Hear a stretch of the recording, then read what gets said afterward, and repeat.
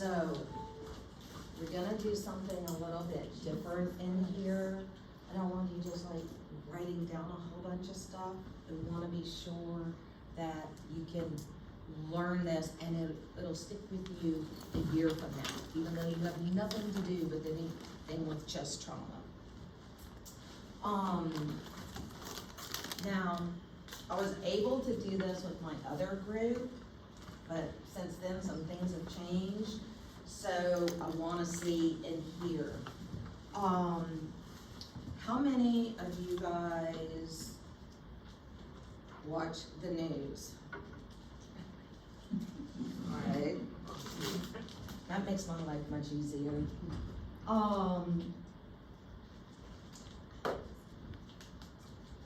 You heard about, or I guess if you didn't watch the news, you didn't hear about it, about the guy that, escaped from the prison and stabbed his girlfriend like 30 times and killed somebody else.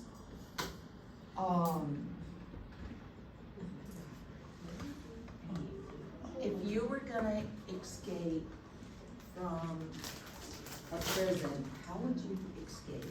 What would be your plans? That's a good thing. I'm always glad to hear that. But what would be an idea? Kill the guard. Kill the guard. Okay, give me another one. You don't have anything to Dress up as staff to get out. Imposter. Okay, what else? Get close to a staff member. What else? Lieutenant, I'm sick and be sick in the hospital. Oh, yeah, sick leave. Oh, that always works. What else? Dig your way out. Was that the man who did like Spider-Man up the? Well, the question is, here is this 5'4", 145-pound guy, not a big guy, nothing, had no tools, and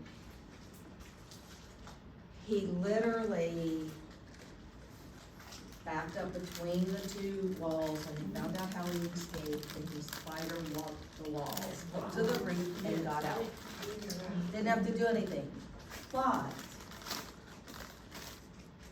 it was an hour since the guard had last seen him.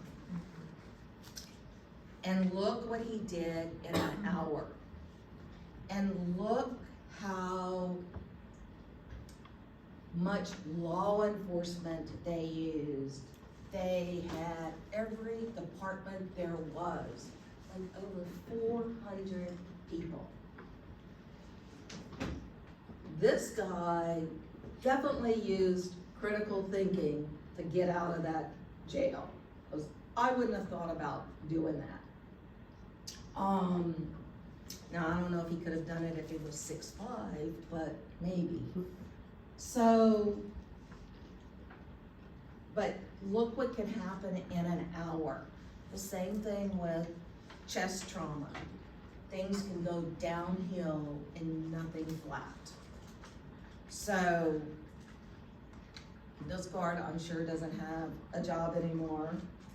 And on the news this morning, they put this guy down into his boxers and they captured him, of course. It only took them 2 weeks, but they captured him. And they put him in his boxers and I guess so that if he ran away, they could track him. But they had guards in front, guards on side. They must have had 50 guards walking with him. So, but the guy that was watching him supposedly is on suspension. So think about that if you're a nurse, how fast things can go down. We're in the ICU and things go really fast. We had a patient the other day that coded 3 times. One after the other in a different procedure. So we had to keep an eye on them. So, with that being said, I just want you to think when you take any of these test questions on chest trauma, just do some critical thinking. Don't memorize this stuff. Don't look at the PowerPoint. Don't do any of that. My SLOs listed explicit. If you can do the SLO, you're going to be fine. All you gotta do is think. I don't want you memorizing this. Let's do this as an example. First thing first is you need a little bit of patho so that you can understand how things are working. I don't want you to go back there. If you read all the articles, they got a whole bunch of stuff in there on patho and it's all complicated and all big words and da-da-da. You don't need to know that because I want you to be safe and I want you to keep your patient alive. That's all I want. So, principle of that is, let's go over a little bit of patho for those of you that have difficulty with it. You have, pretend these are plates. This is the visceral layer. It covers the lining of the lung. This is the other plate, and it covers the chest wall. Now, they're close together, and in between these two, you have what we call the pleural cavity. And in that pleural cavity, you have about 50 cc's of sticky fluid. And the purpose of that is that when you breathe, it's slippery and they slide together. Anything that alters that is gonna change your breath sounds. If we have no fluid in there, those two things are gonna rub together, and you're gonna hear that rubbing together. As you get more fluid, which could be blood, pus, edema, anything, infection, as you get more and more and more in here, think about it. If you're listening over here on the chest wall, you've got a big space in here to have to listen to sounds. So what are you gonna hear? Probably either absent or dull. It's not gonna be clear because it's not up close. You've got some junk in here.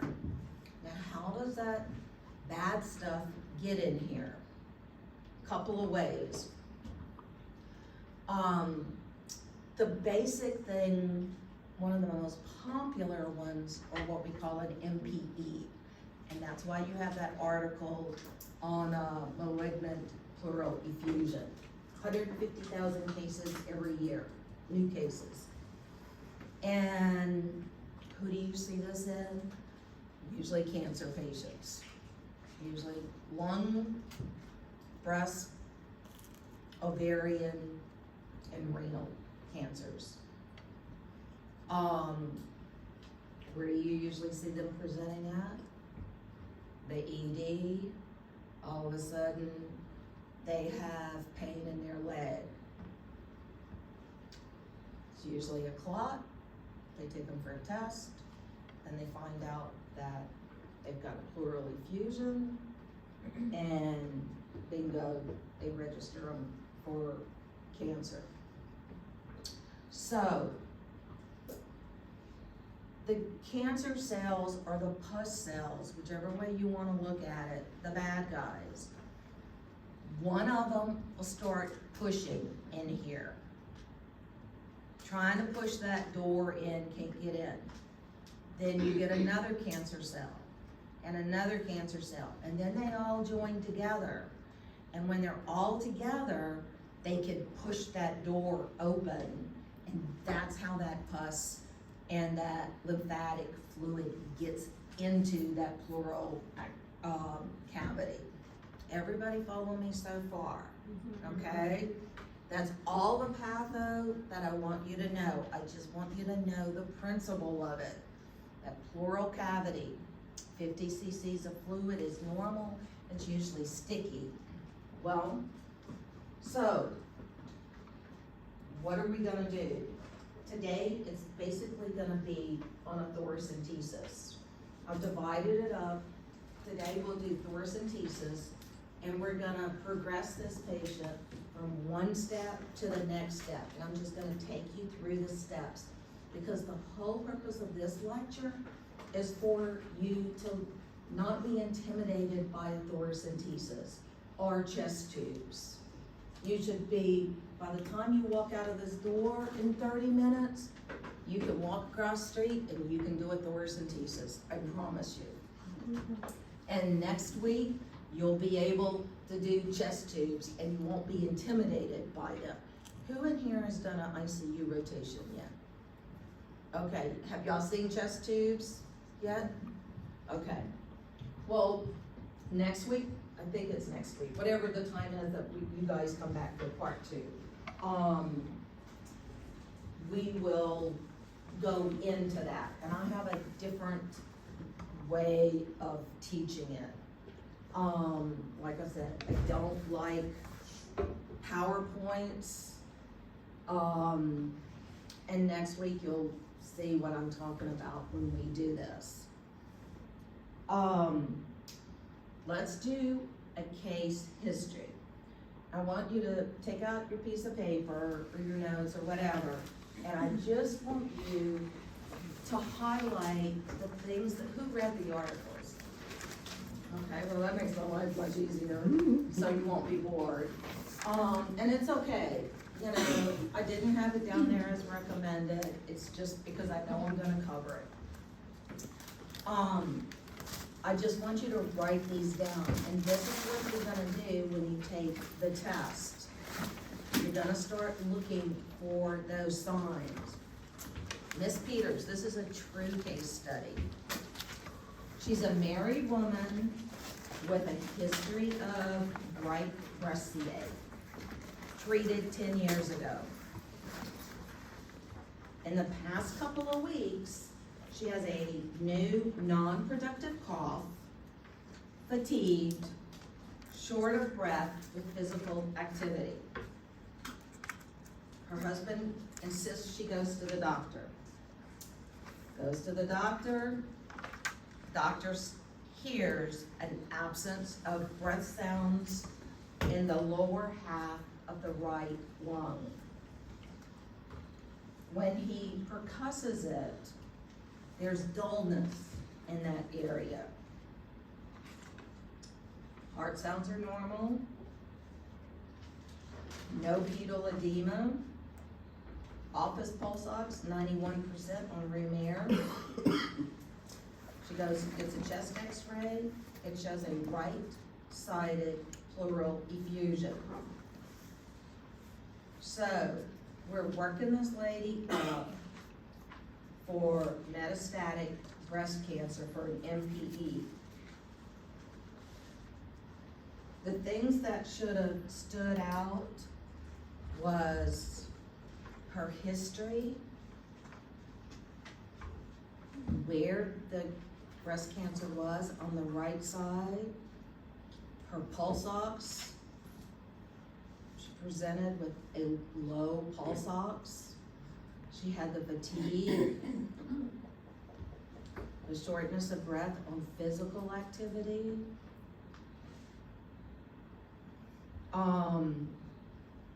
And we did x-rays before, so y'all know how to read the x-rays. So, in that pleural cavity, in that little tunnel in there, we've got, remember what I said? When you get too much in there, you're gonna hear dullness or absence. So therefore, when this doctor was listening, he noticed that there was some dullness and an absence of breath sounds in there. So that's how you're gonna tell. You know, the most important thing with breath sounds is that you can tell normal from abnormal. you can do that, you're gonna be a safe nurse. You can always get some pro, cause it takes years to get really good at that. And sometimes even then you're confused. All right, we went through the physical part. There's a whole bunch of stuff on where this stuff comes from, this and that. But I just want you to think about it. If you remember in the history, I said there was no pedal edema. So, if there's no pedal edema, it's probably not cardiac, okay? If she has edema in her stomach, it's probably going to be renal.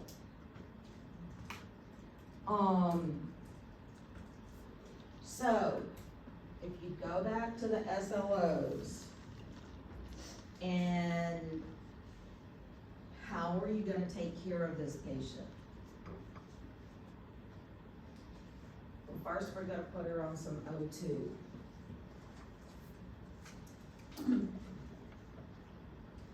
And we're gonna have to do something to get that pleural effusion taken care of. And most of these people, they can come in, some come in every week as an outpatient, some come in every month for this. It can also be caused by chest trauma too. You know, the pus could move into there, whatever. But the majority you're gonna see is basically from MPEs on there. It's all gonna be malignant. And it's symptomatic management. What we're gonna do is drain that fluid out.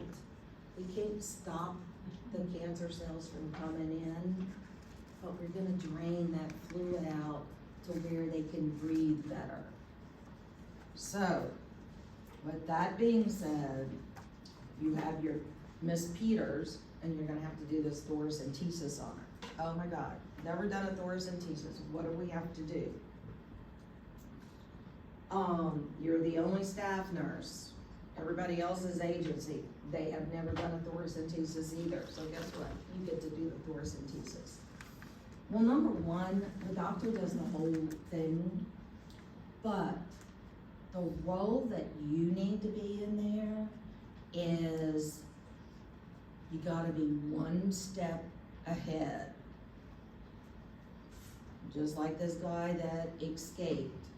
If the guard would have been one step ahead, probably could have saved some agencies a fortune in money. People couldn't go to work. People were terrified. You know, that whole town was on lockdown. So, you gotta know what's gonna go on with your patient. And if you're gonna go work at UMC, you're gonna have new doctors. If you're gonna go work anywhere that's a big teaching hospital. So, you've got Mrs. Peters for this. You go get your kit, and I'll bring one for next week that you can look at it, if you haven't seen one. It's a sterile kit, comes in one of those blue things, and it's a sterile procedure. Everything that's a sterile procedure gets a consent, right, a timeout, all of that. But we've gotta do some teaching with this patient. First thing is, where are we gonna do this thoracentesis? So, what's our equipment that we're gonna need? What do we have to watch for? What's the worst thing that can happen? So, let's start at the beginning. Consent, timeout, the kit, an ultrasound machine at the bedside. Usually, be sure you know where your crash carts are. You don't don't have to have them outside the room, just be sure you know where they are. So, we gotta know where we're gonna do this thoracentesis. Now, think about this. Air rises and fluid goes down. So, you're not gonna have to know positions or anything like that, because the doctors need to do this. But if this is that doctor's first time, believe me, you're gonna be teaching him. So if it's air that we're removing, we're gonna go up a little bit higher.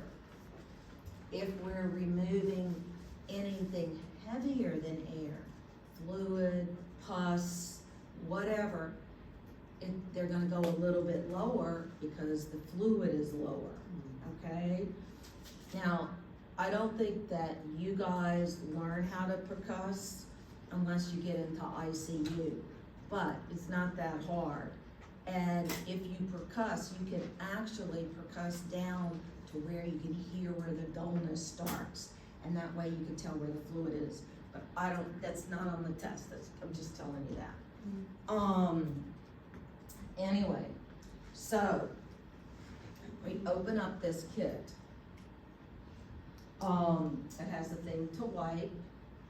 It has a little tiny needle in it. Medicine, lidocaine, okay? You use the lidocaine, it's usually 1% without epi. It's usually blue, the one with epi is red, so be sure you're checking your epi. And what that doctor's gonna do, depending on where you work, if you work in a private facility, they can't seem to do this. They'll stand there and they want you to draw up the epi in the syringe and hand them the syringe, okay? In a teaching hospital, they do it themselves. But if you've ever been somewhere else, they stand there and they wait for you to draw up the stuff in the syringe. So, the purpose of the lidocaine is to put some little tiny bitty holes in there to inject that lidocaine so they won't feel it when the other one goes in. And next week I'll bring you the big needle so you can see it. I think lidocaine might be the only drug that I have listed for you. Other than when we get to chest tubes, but right now we're gonna do one section at a time. So you got your patient situated. Next thing you gotta figure out is what's our equipment? Remember, we got the ultrasound machine in there.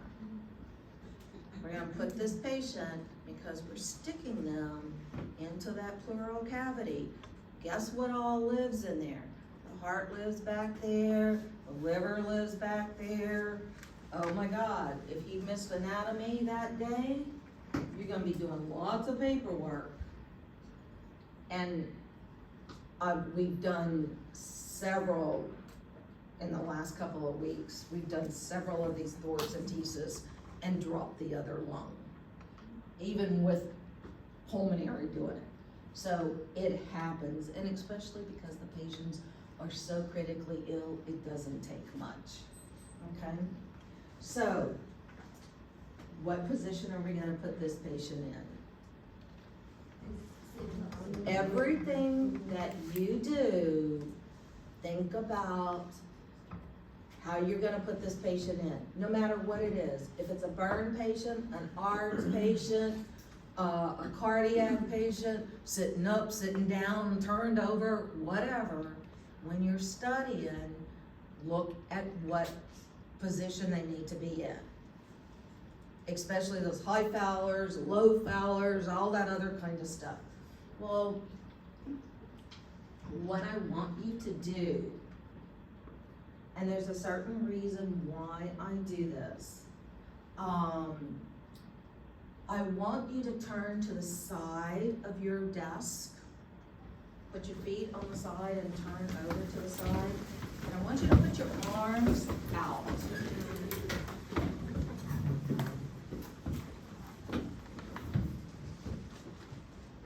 And just keep them lifted up like that. All right, well, I'm the doctor. I got you in this position. Oh, I got a phone call. Let me go take the phone call. I'll be right back. You're sitting there, you're sitting there, you're sitting there. Now, what I want you to do is turn around, go back to your position, put your arms over the table, and lean over the table. Now, isn't that much more comfortable?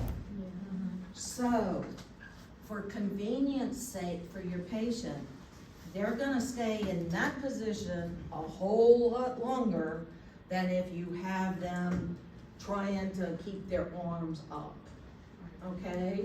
So remember that NCLEX loves to ask you questions, so do I, on positioning for a thoracentesis versus positioning for a chest tube. It is different, and that's why I'm not doing them at the same time. So hopefully that little exercise you will remember when you take boards next year. All right, well, we got the patient like that. Doctor's gonna stick that patient. We have him on the pulse ox, we have him on the cardiac monitor, and we're gonna have a bag of fluid here, okay? Plano normal saline.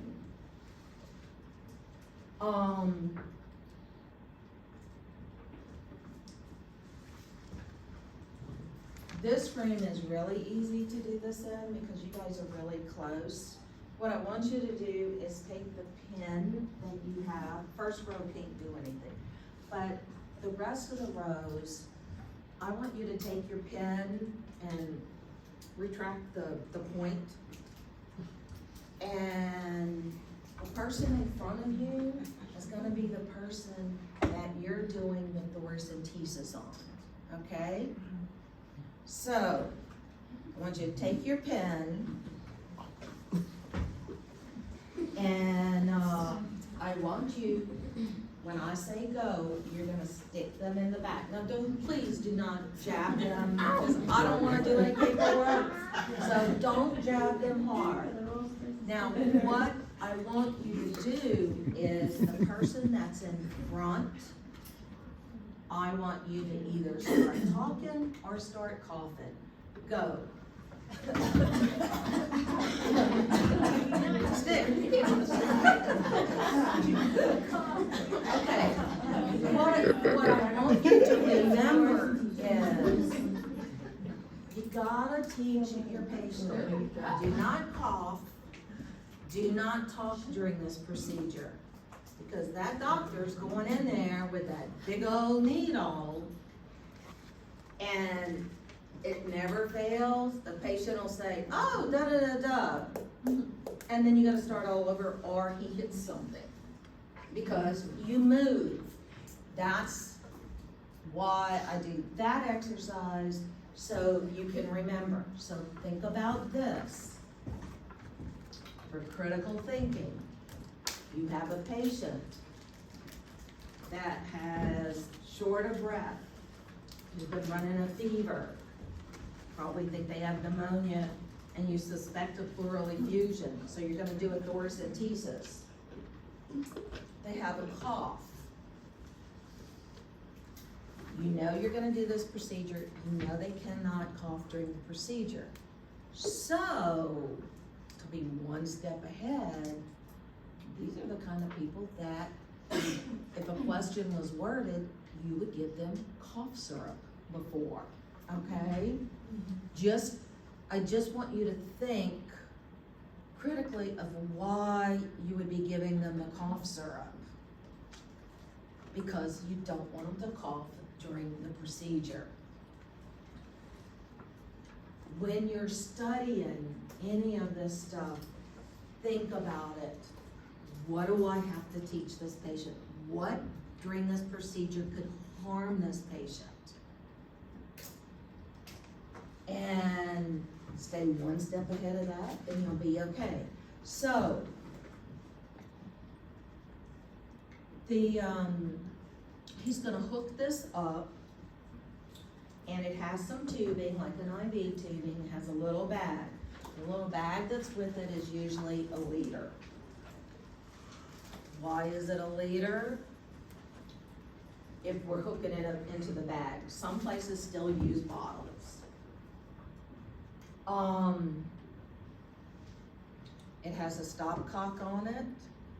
What you as the nurse are gonna be doing is you're gonna be watching your vital signs. A couple of bad things can happen.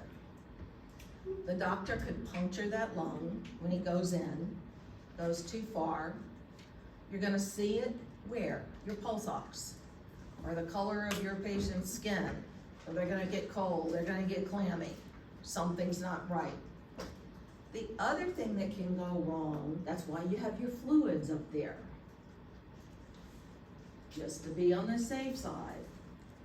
The other thing that can go wrong during this thoracentesis is your intern is nervous, he's not paying any attention, he slept during that part of the anatomy thing too, and he keeps drawing off the fluid, and you notice that the blood pressure is dropping. So what you can politely do is keep track of the amount, because you know when you're doing procedures, you get tunnel vision. So you're there to kind of make sure that your patient is okay. And you're gonna say, Doc, we're already, we've taken a liter off.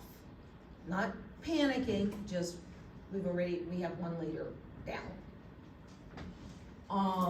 Not, oh my God, the blood pressure is dropping. Because usually what they'll do is they'll look at the vital signs, at least the pulmonary guys do. So you're gonna keep a close eye on that pulse ox and that blood pressure. Because what happens when we take lots of fluid out, you get volume depleted and you're gonna go into shock. That's why we have the fluid. So if you remember, what we did first was we listened to those breath sounds, we sent them for the x-ray, found out she had the pleural effusion, had to come back, fix that pleural effusion, teach her not to cough, watch the fluids on the monitor, the blood pressure, the vital signs, all of that. He's gonna pull that out.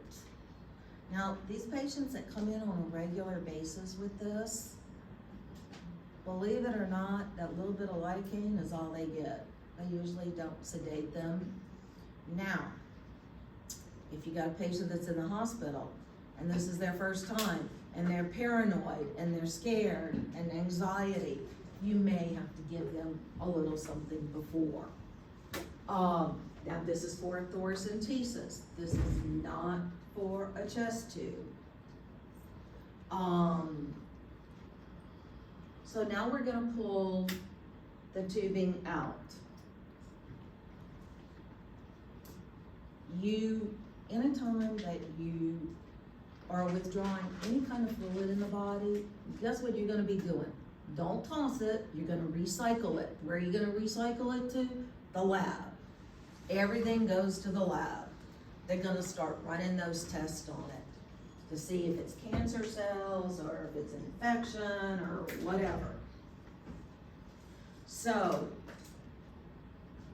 I personally hand carry those to the lab or have a tech carry them to the lab. I do not send them through that stupid overhead thing, because if it gets stuck or it spills, number one, you gotta do all that paperwork because you didn't secure it. And then you gotta go back in there and they'll tell that patient, you screwed things up and you gotta do it again.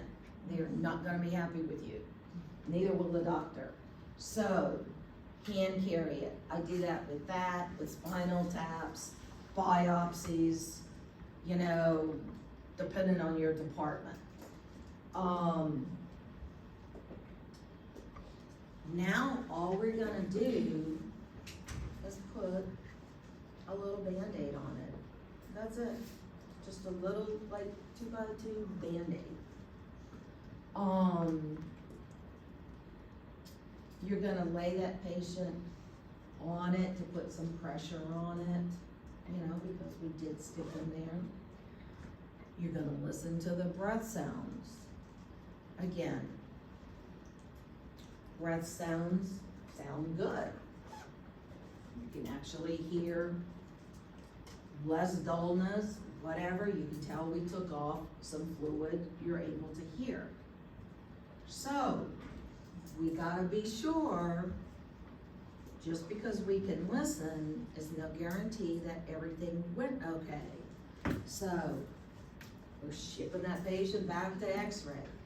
Every patient after thoracentesis gets a repeat X-ray.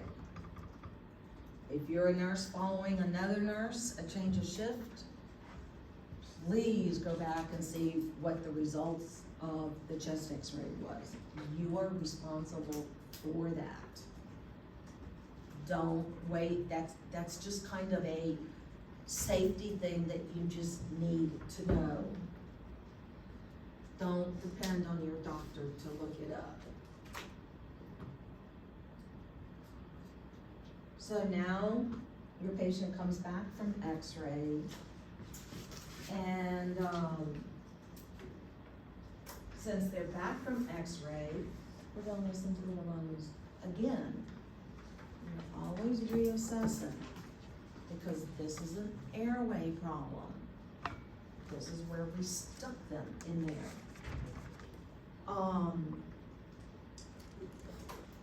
What if, when they come back now, you're listening on that right side where we did the thoracentesis, and all of a sudden, you hear nothing but the dullness again. What do you think happened?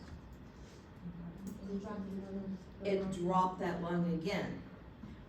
What happens if they come back and you listen again, and it's on the left, the right lung is clear, but the left lung has absent breath sounds?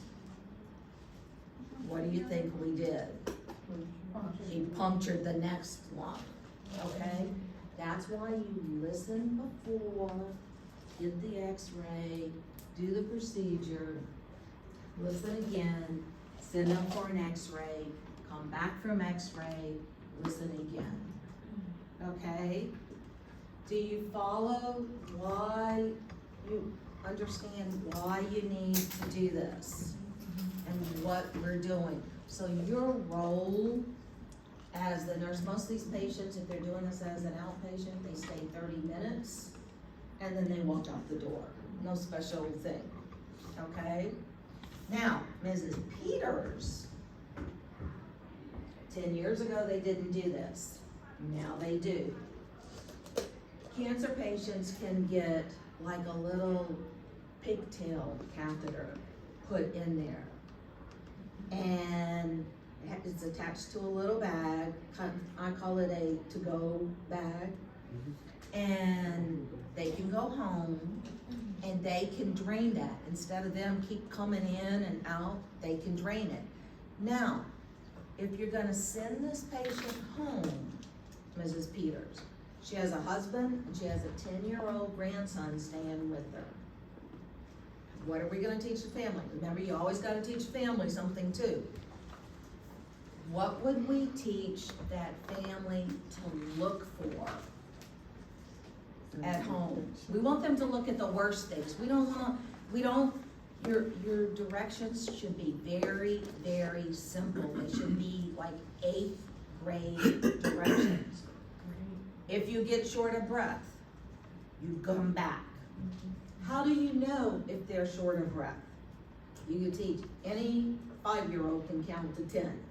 You can teach anybody how to count respirations, even the 10-year-old.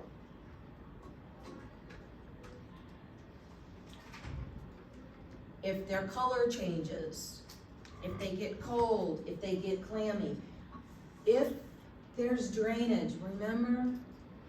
Anything that has a hole in your body, you're at risk for infection. Always, always, always. So what are we gonna be doing? Looking for pus, looking for color, looking for increase in drainage, decrease in drainage, and what it looks like, be able to describe it.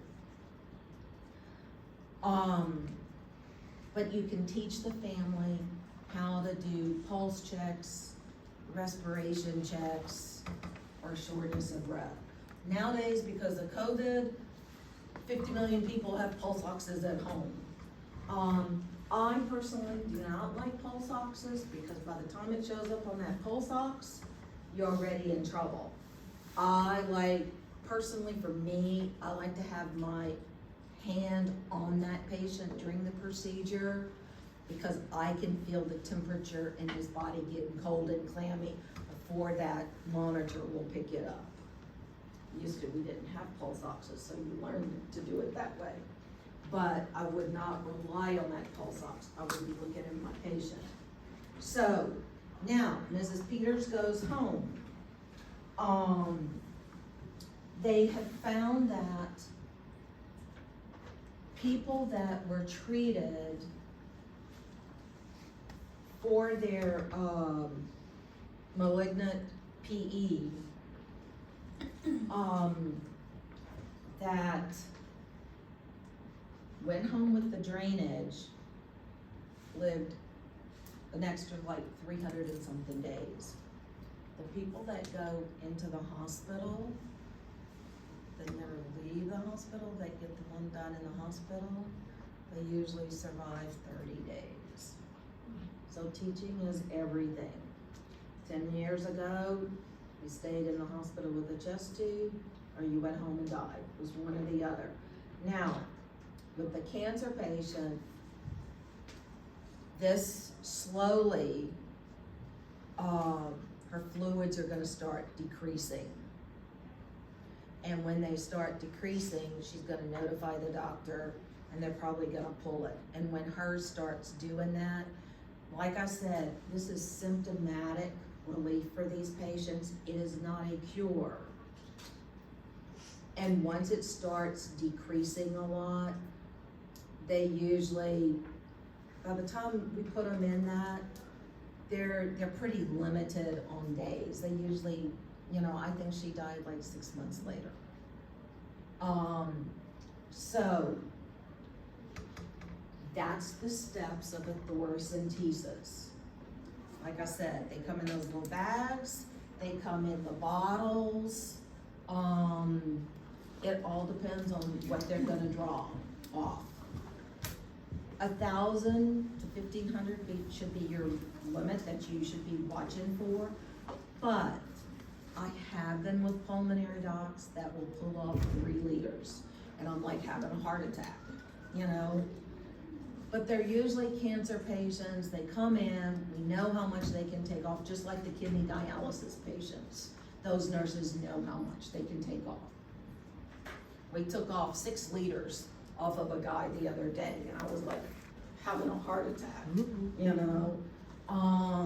But his pulse ox went from 70 something to 100% after we took all those liters off. But, so, now, you go to clinical next week, you gotta do a thoracentesis, you're gonna go get that tray, and you know what all you need for at the bedside, you know what you gotta hook up to that patient, be one step ahead, have your IV fluids, because we have a potential of a drop in blood pressure. We have a potential to screw something else up in there, drop another lung. What's gonna happen after you do that procedure?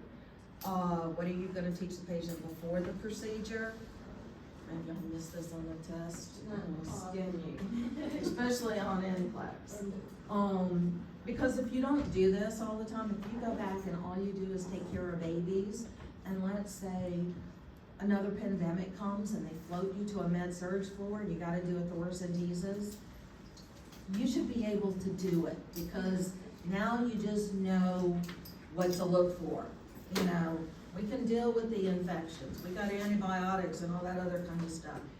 I just want you to know your material and what bad things could happen. And if you're one step ahead, you know, you won't be in that legal court. All right, that's the end of it. We will pick that back up. This is next week. This is the other part, okay? So don't make it complicated. I will recap everything next week, okay? And we'll put it all together.